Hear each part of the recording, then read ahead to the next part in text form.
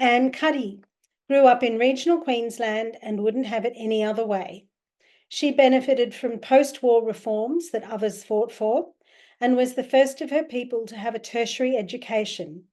Has lived to see much of that progress go into reverse. A lifelong radical feminist, lefty and trade unionist, now alas camping under a metaphorical bridge, but in excellent company. Ever-expanding preoccupations include heterodox economics, modern monetary theory, the hydra-headed abominations of the gender cult, and the not unrelated tech-driven colonisation of all human interactions. She still identifies as a pain in the arse. So now I'd like to invite our next speaker, the very excellent Anne Cuddy. Anne, over to you. Thank you very much, Janet. What I'm going to talk about this evening is pretty casual and pretty off the cuff, right? I'm just going to be talking about my experiences over the last couple of years doing little street actions and leafleting, mostly on behalf of WRNA, Women's Rights Network Australia. But all the views and opinions expressed here are my own. It's nothing to do with WRNA or WRNA policy, just what I've found from street actions that I'd like to share with you. And I'd also like to encourage other women who are in a position to do so to give some serious consideration to actually getting out there on the street and mixing it with the great general public. Okay, so here we go. Firstly, we'll talk about some logistics. What I've found is that 3 people can do a really, really effective little action. 2 people, for example, can hold a banner whilst one leaflets, or alternatively, 2 people can leaflet while someone holds up a nice big sign, something like perhaps, say, a cardboard slogan of some description. So you can see how easy it is to just throw a little action together very quickly, very informally, not taking a lot of resources, not costing anything, okay? So banner holding is a very, very effective way of drawing the public attention to yourself. One of our WRNA banners that I absolutely love, and one of our members came up with this wonderful slogan, "Women's sex-based rights are not yours to give away." And we've got it all beautifully done up in the suffragette colours. Honestly, you can see it from space, you can see it up and down George Street, you can see it in front of Parliament. Motorists actually toot when they go past, so it's a beauty. So it's really good to get out there, hold that up and just do a tiny little action with a handful of women. It's surprising how visually effective that can be. Now let's think about the suffragette colours, the purple, the green and the white. These are our very own brand colours. They have a noble provenance and they belong to us. And ladies, we've got it, so we really ought to flaunt it.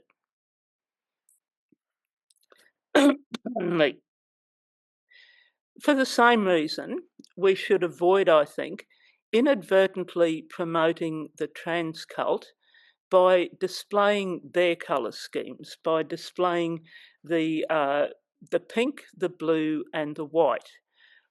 This is a visual cue that short circuits people's conscious thinking. That's what visual images do, and this is how advertising works. So let's promote our colours at every conceivable opportunity.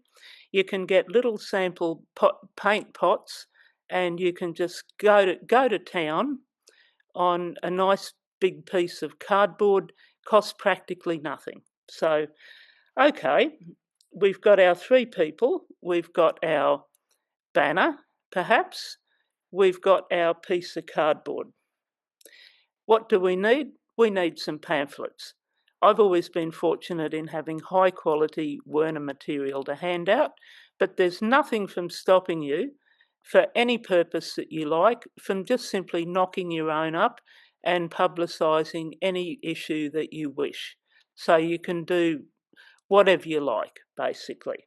Okay, we've got our banner, we've got our cardboard, we've got our slogans, we've got our pamphlets, we've got our suffragette colours if we have them possibly to wear.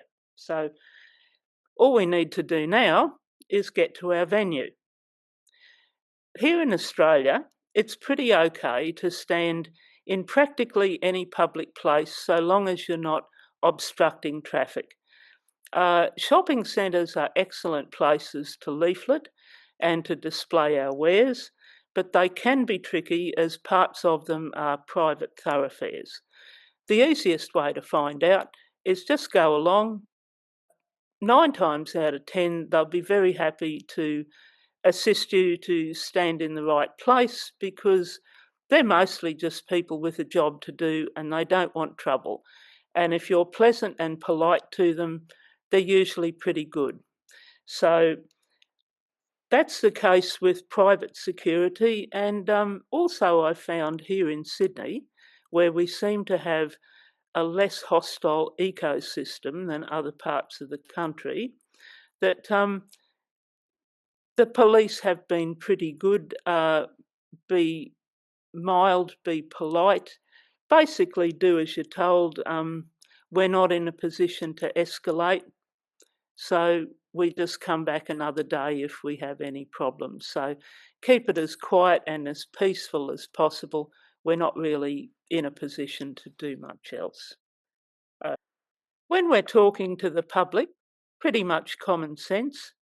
Regardless of temptation, don't be drawn into pointless argument spirals. Just say to people, thank you very much, we have to agree to disagree. Try not to look as though we're participating in any kind of an avoidable row.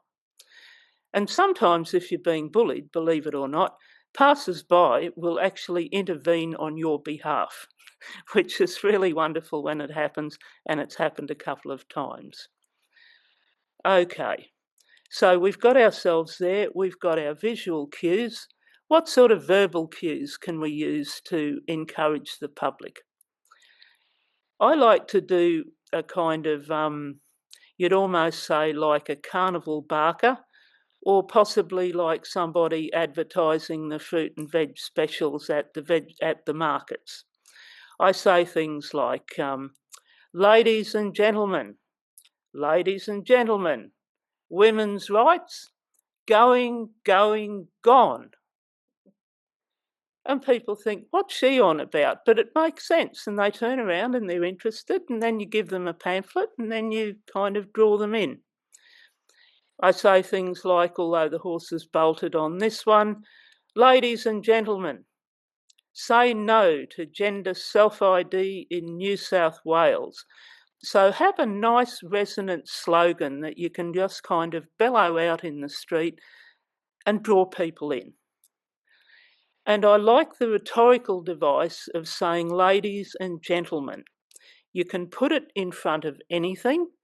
It is a touch old-fashioned and formal, and it also, because we're dealing with the two sexes, it subtly reinforces our message. And I reckon whatever hate speech laws came in, hopefully we'll still be able to jolly well say ladies and gentlemen in public. Well, let's see how we go with that one. Okay, here we are, we've got all our gear, we're yelling and screaming at people, we're waving pretty banners around. What themes work well with the public? Look, there's not really a laundry list, and you've just kind of got to be yourself and talk to the subjects that you feel most comfortable with, yeah? And not feel, shy talking to people. You soon get over that. But here are some themes that I find have engaged people. Now, the absolute standout is what I unapologetically call the corruption of youth. The corruption of our youth by the ideology that sex change is either possible or desirable, especially promoted in schools, both public and private. This one theme cuts right across every imaginable variation in people's lives. young, old, male, female, gay, straight, black, white or brindle. This subject engages everybody, and in a couple of degrees of separation, by now, almost everyone has had some kind of contact with it. You know, their child goes off to school and comes back, so help us, with a case of the they, thems, or they have a schoolmate, a good friend, a relative who is in that position.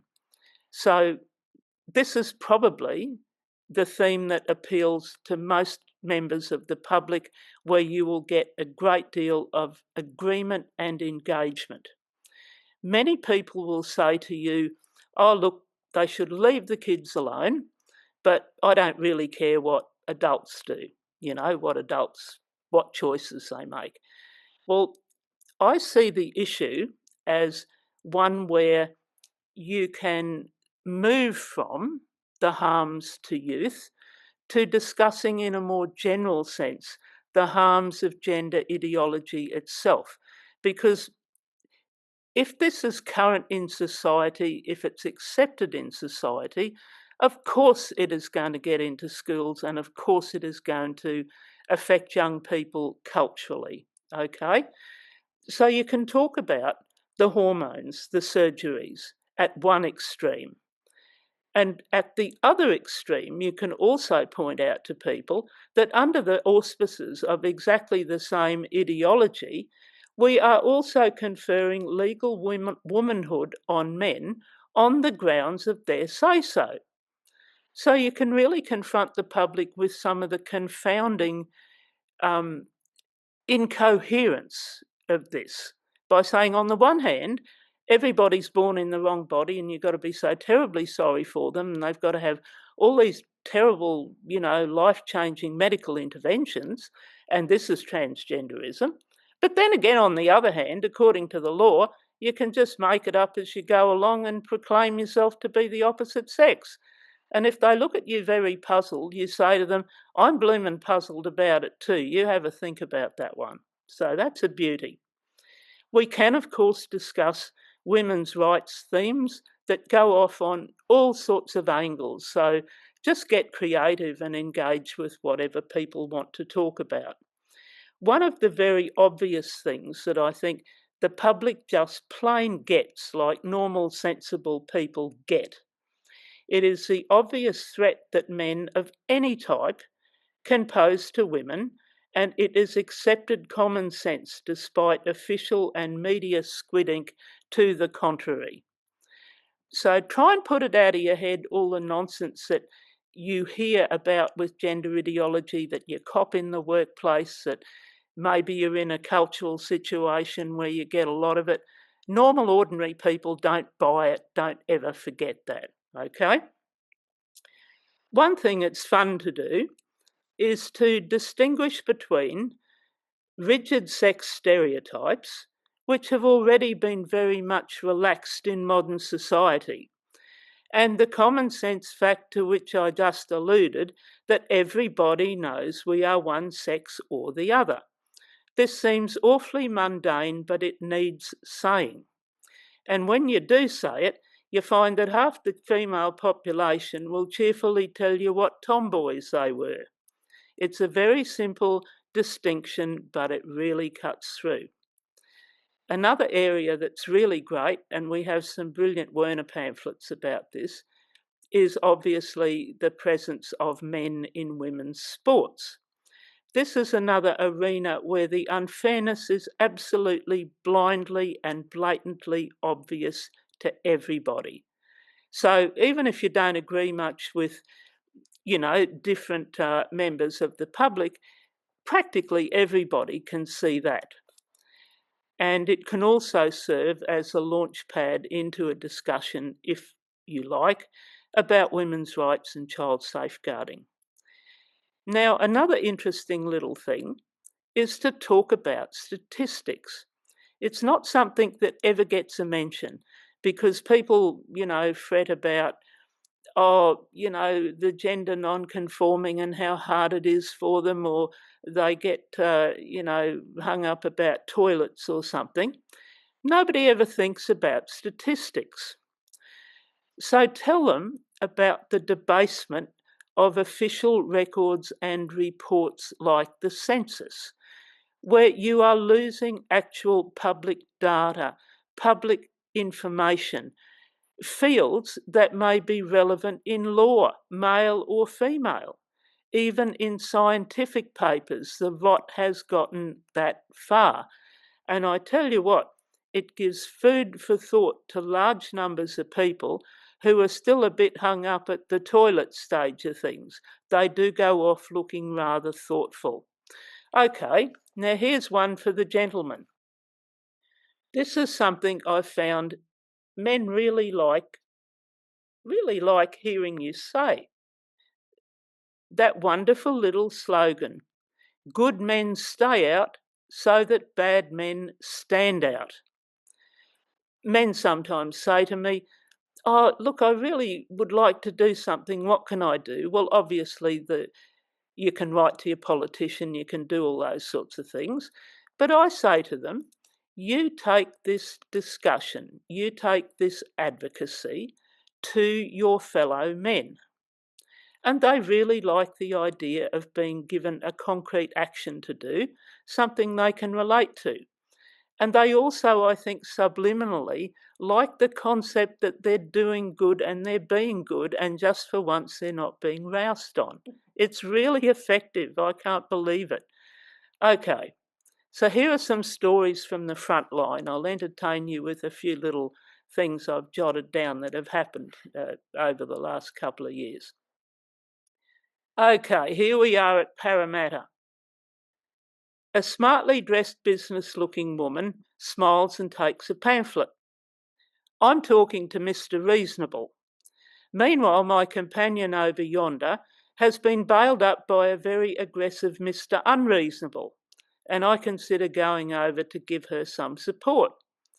But before I can do that, businesswoman on her return trip across the square tells him to F off and leave him alone in no uncertain terms and very, very loudly. Now, at this point, Mr. Reasonable steps in, takes on the burden of Mr. Unreasonable, distracts him, and they disappear down the street talking about chromosomes or something. So this little vignette was very delightful and very amusing. And it bears out what I said earlier about sometimes members of the public will think you're being bullied. They will intervene because they have that sense of fairness, and it's really lovely when it happens. Okay, local shopping centre. A man gets belligerent with me. He says, what about all those women who show all they've got on the beach? And I roll my eyes and take my own advice about not escalating things. So off he trots. Returns later very apologetic about his uncalled for rudeness. Says to me, sadly, we live in a fallen world, which is a religious term, but I can agree in all sincerity that indeed we do. Okay, local shopping centre. A gaggle of very large men comes up and one asks a question. They are non-threatening but guarded. It was exactly like being surrounded by horses. Anyway, the light dawns on the questioner that me and my friend are against gender ideology. Well, smiles break out all round. This was a bunch of concerned dads. It was all through the schools, according to them, especially in that area. And they were ecstatic to see gay people standing up against it. They just absolutely loved that the pair of us were gay. We were practically taken home to meet the families. This is the sort of interaction that makes it all worthwhile. It really does. LGB can be a contentious subject in this context. Being one of the L's, I like to have a little bit of a joke about it. I say to people, I'm one of the letters, and I have been cross-dressing since the age of 5, when Mum realised that bows and frills just weren't working out. However, I'm still a woman, she says, prancing around, and I'm not trying to upend society the way that gender ideology does. Flannies, trackies and desert boots never go out of style. Anyway, everybody laughs at that point, and they've just had a small reminder of how so-called gender nonconformity has nothing whatsoever to do with all these ridiculous sex changes and all these ridiculous impositions on other people as to how they think and speak and behave all the time. So that's a good one. Right, outside the federal court recently was Sal Grover's case. 4 young women come along. They're fed up to the back teeth and really quite turfy. They're keen to take pamphlets. It's all through their courses, they proclaim. They're absolutely had it to the back teeth. So what they got from me is my spiel of LGB, none of this in my name. Anyhow, one of them smiled and said that she was gay. And I said, okay then, not in our name. Smiles all round. They were lovely. They were such fun. Okay, outside federal court again. 2 polite high school boys from a group took pamphlets, and they took them from interest. There were no sniggers and no nonsense. This is the type of thing that gives me a glimmer of hope for the future. Okay, so in conclusion, it is very tempting to think that we make no difference. It's very tempting to think that the forces against us, ever more opaque and unaccountable and fueled by technology, that those forces are overwhelming. That anything worth doing in this day and age is done online and at volume. No, I hope I've persuaded you this is not the case. This is why we must not abandon the unique human touch. Our voices, our appearances, our adroit minds, and our responsive hearts. When we leaflet and when we engage, this is what the public gets for its money. Also, never ever forget, on gender ideology, the public at large, here and elsewhere, agrees with us. They really do. So every time you leaflet, you may touch a heart and soul. Who knows where that might lead? You consolidate people in their doubts. This is a neglected topic. We all know how helpful it can be for someone else to say something that we were thinking anyway, but hadn't quite formulated. Yeah? We can also offer that little bit of support. We can reinforce people's doubts.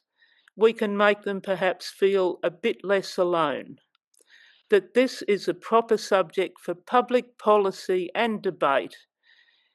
It is backed by law and policy. It didn't just drop out of the sky, and it is not simply your private dilemma. People often feel so isolated in their private suffering in relation quite often to what their children or what close members of their circle are going through when they become seriously involved in gender ideology. The other thing is, we all do a bit of stereotyping, we all do.